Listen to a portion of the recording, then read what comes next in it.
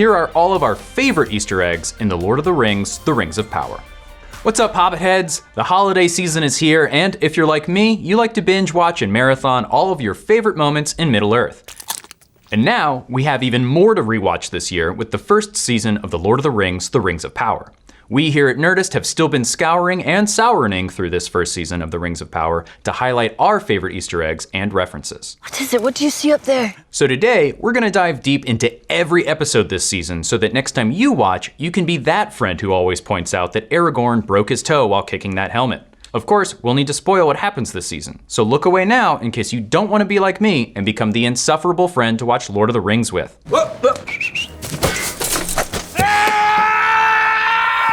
Okay, let's dive into episode 1. This is going to be a lot since there's a lot of lore right out of the gate. At the very beginning, we already have one of my favorite Easter eggs, and it's in reference to the formation of Middle-earth itself. In the Silmarillion, the all-powerful entity, Eru Ilúvatar, created other powerful beings known as the Ainur. In the darkness of the Void, the Ainur sang a beautiful song that manifested into the physical world.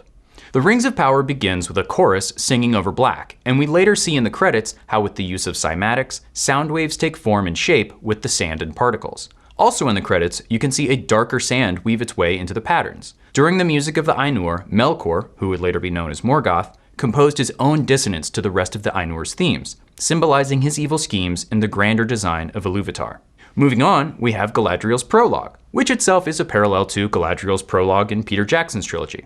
Her first line, "Nothing is evil in the beginning," could actually be in reference to Sauron. Sauron once allied himself with Aule, the Smith of the Valar, before Sauron joined the forces of Morgoth. As we learn later, Sauron wants to repent for his evil ways, but fears the punishment of the Valar, which leads to his goal of dominance over Middle-earth. Also in Galadriel's prologue, her connection to water becomes an important theme, especially with her brother's lesson about good and evil. Her swan boat alludes to her mother's Teleri elven background and foreshadows her swan boats in Lothlorien. As we see at the end of this season, Galadriel wears Nenya, the elven ring of water, with the power of preservation and concealment from evil. As Galadriel explains the destruction of the trees of Valinor, we see a quick silhouette of Morgoth's shadow and some faint strands of spiderwebs. Morgoth allied himself with Ungoliant, a giant spider, to destroy the trees. Ungoliant would birth other giant spiders, including Shelob, who we later meet when she attacks Frodo and Sam. Next we see the Oath of Feanor. Feanor was the great elven smith who used the light of the trees of Valinor to forge the 3 great jewels known as the Silmarils. After Morgoth destroyed the trees, he stole the Silmarils, and Feanor and his sons vowed to retrieve them no matter what. This vow renounced the Valar and sent the Noldor elves on their tragic quest after Morgoth. In the show's opening, this oath is changed a bit to include Finrod as part of this group, but Finrod was actually a son of Feanor's half-brother, Finarfin. As we continue into the War of the Jewels, we get an amalgam of its major battles, including the Dagor Bragollach, also known as the Battle of Sudden Flame, the Nirnaeth Arnuidiad, the Battle of Unnumbered Tears, and also the War of Wrath, which ended the war against Morgoth and sank the land of Beleriand beneath the sea. Galadriel places a helmet on a mound of armor, referencing the Howthin Ninaeth, the Hill of the Slain, a giant hill made from the bodies of elves who died during the Nirnaeth Arnuidiad. Another casualty of the War of the Jewels is Finrod himself, who, in an attempt to save one of Aragorn's ancestors, was mortally wounded by one of Sauron's werewolves, hence the scars on his body. Later, when we join Galadriel on her hunt for Sauron, we see her armor is adorned with 8-pointed stars. The emblem for the House of Feanor is an 8-pointed star, and the other houses of the Noldor elves have variations of these stars. But I think for simplicity's sake on this show, all Noldor elves wear a similar icon as we can see throughout the season. And speaking of stars, when we see close-ups of Galadriel's eyes, she doesn't have the same starlight glimmer like what we see in Peter Jackson's trilogy. But I read this as symbolizing that the Galadriel we meet in the Rings of Power must still grow to become the wise leader we meet later on. The mountain stronghold where Galadriel finds Sauron's old forge could be Mount Gundabad, where the first dwarves awoke from under the ground. The show doesn't really clarify just how far north into the Faradwaith we are exactly, so it's a little difficult to tell. Here though, Galadriel also mentions that Sauron is one whose hand is flame unquenched, which is bad for Gil-galad in the books because Sauron eventually kills Gil-galad with just the heat of his hands. Speaking of Gil-galad, let's move on to Lindon. We get some excellent fireworks which immediately bring to mind Gandalf, so maybe he picked up a few explosive tricks here and brought them to the Shire.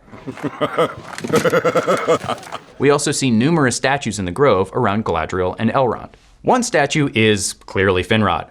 Behind him is who I'm guessing is King Thingol, wearing the Noglamir necklace and holding the dragon helm of Dor Lomin. We also see an elf holding a sword, and I'm guessing that that's King Fingolfin holding his sword Ringel, with which he wounded Morgoth in battle. Next is Celegorm with the wolfhound Huan. Some people think this could be Luthien, but this elf wears a Noldor 8-pointed star, and Celegorm was also known for having long fair hair. And lastly, we see another elf holding a spear. The only spear of note that I'm aware of is Gil-galad's spear Aeglos, which we eventually see him carrying in episode 8 and also wielding in the Last Alliance of Elves and Men. So that could make this statue one of his ancestors, either Angrod or Orodreth, depending on which version of Gil-galad's lineage you read. Let's leave Galadriel and the Noldor behind for a quick second and cover some last remaining Easter eggs that I really enjoyed in this episode. We see Bronwyn give Arondir Alfarin seeds. These seeds grow into the flowers that cover the graves of Theoden's ancestors in the Two Towers. Arondir's armor has the face of a tree, as the Sylvan elves and many Sindar elves also mostly inhabited the forests. And lastly, speaking of trees, we also get a quick glimpse at some Ents later on in the episode as the stranger flies overhead as a meteor. Whew, okay, that was just episode 1, but let's see if we can Rings of Power through the rest of the season. Episode 2 shows us the biggest trust fund baby of the elves, Celebrimbor, reminiscing about the hammer of his grandfather, Feanor. Elrond's clothing here includes feathery wings on his shoulders, evoking memories of his mother Elwing, who was transformed into a bird. Next, Elrond mentions the dwarves will greet him and Celebrimbor with salted pork, which is a favorite dwarven food. Salted pork! And then the dwarves that lead Elrond into Khazad-dûm wear masks of the Firebeard clan. This clan wore armor like this to charge straight into dragonfire without fear of getting burnt. The dwarves next refer to their god Aule, the great smith of the Valar, who created the dwarves out of his desire to teach his craft to others. Fashioned by Aule himself. Later, in Durin's home, we see his children playing in giant stone helmets, one of which is carved to look like the dragon helm of Dor-lómin. This helmet was originally crafted by the dwarves in the First Age and was gifted to Maethros, Feanor's eldest son. Maethros would then pass this on to Fingon, one of the other High Kings of the Noldor, who would then pass it on to the House of Hador, the house of men who would rule over the region of Dor-lómin. The helmet would be given to King Thingol of the Elves, to then grant it to the great hero Turin Turambar when he came of age. Turin would wear this helmet during his terrifying and tragic battles against the orcs and Morgoth throughout Beleriand, which you can read more about in The Children of Húrin. Last big Easter egg I loved in episode 2 is the sculpture of the Eagle and Child, which is in reference to the Eagle and Child pub in Oxford, England. That's where Tolkien would meet with his writing friends, including C.S. Lewis. On to episode 3. We get our first look finally at the orcs in Rings of Power, including Vrath, played by Jed Brophy, a veteran among Lord of the Rings actors. What about them? They're fresh. Next, when we catch up with the Númenóreans, we can see an arch at the bow of the ship, covered in wreaths. Númenórean wives would give wreaths to their husbands' ships for safe travels. We can next see Elendil's armor, which looks to have Alsei and Uinen, who were Maya of the sea and held in reverence by the Númenóreans. In the Dungeons of Númenor, this statue here is most likely Uinen as well. As we enter the Bay of Romana in Númenor, we finally see the giant statue of Eärendil, with his wife Elwing transformed as a bird over his shoulder. Eärendil and Elwing are Elrond's parents.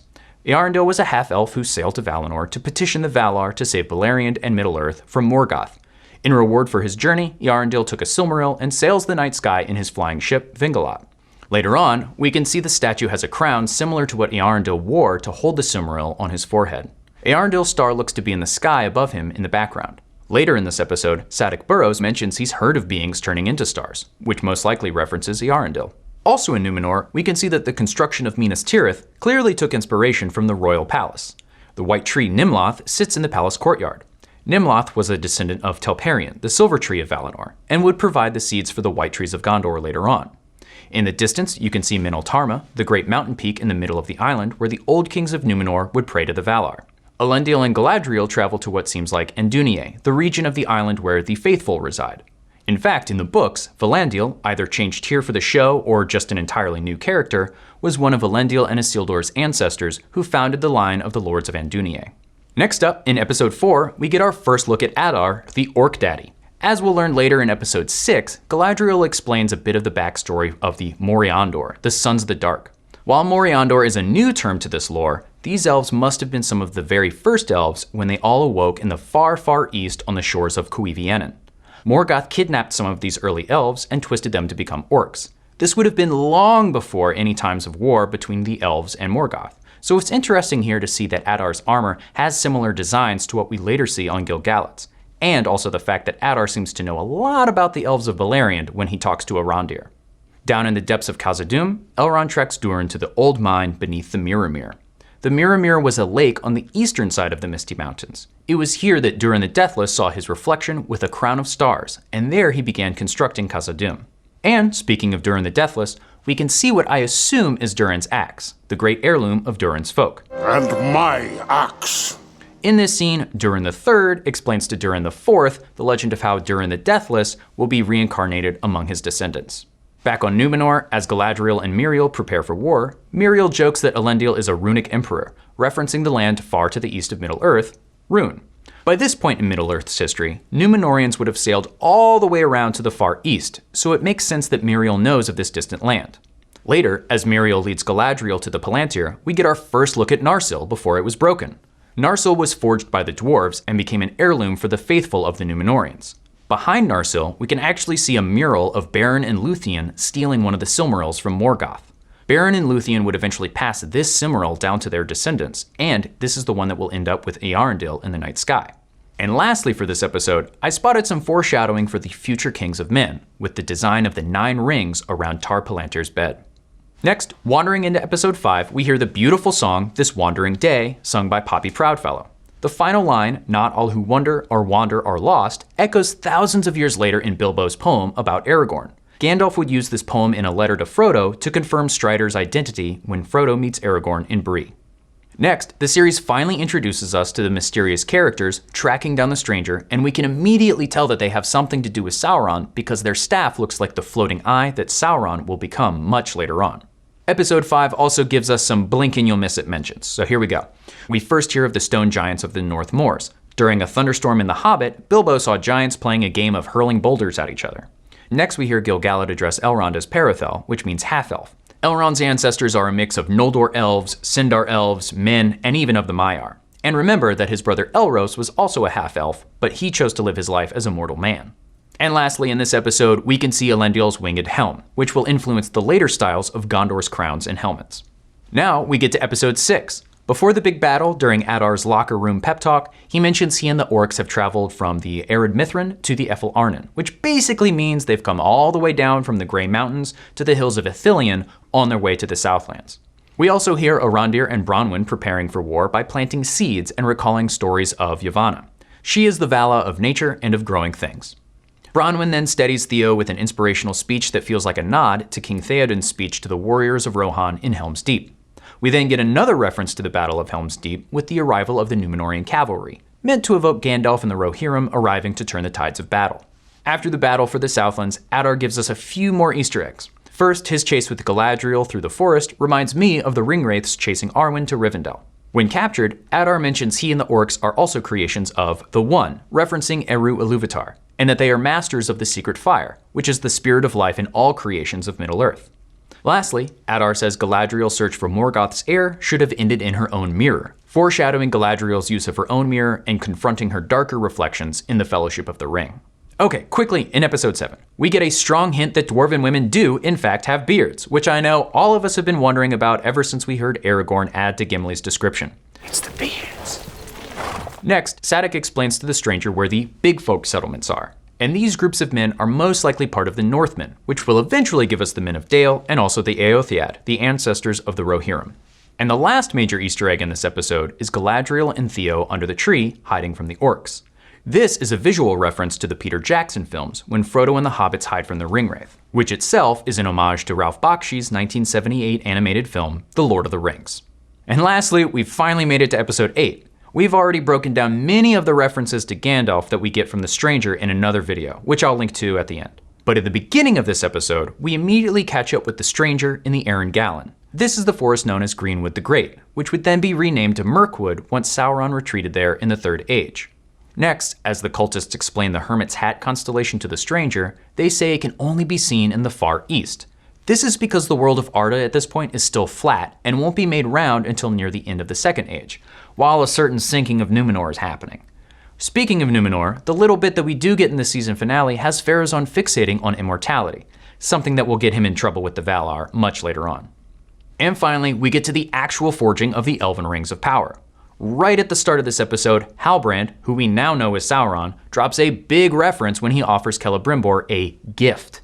In the books, Sauron disguises himself as Anatar, the Lord of Gifts, when deceiving the elven smiths to make the Rings of Power. We can then see the silhouette of a chain hanging over Celebrimbor, which is some pretty dark foreshadowing for his fate when Sauron first goes to war with the elves. And as the smelt of mithril, gold, and silver spins, we can see a glimpse of the Eye of Sauron, revealing his influence over the Rings of Power. Okay, that was a long one, leading us there and back again through Season 1 of the Rings of Power. These may not have been every Easter egg and reference in the show, but they are certainly my favorites that I found. So please, let us know in the comments below what else you spotted, and if it made you pause to explain everything to everyone else watching. Whoa, whoa. Here I come. Oh, here I come. Oh. We'll keep you posted on all things Lord of the Rings and the Rings of Power over on Nerdist.com. But in the meantime, folks, tell us, what were your favorite moments from this season? Did you catch all of these Easter eggs the first time? And what have our Eyes of Sauron missed? Thanks for watching, and for all of the latest and greatest in the world of pop culture, stay tuned to Nerdist.com.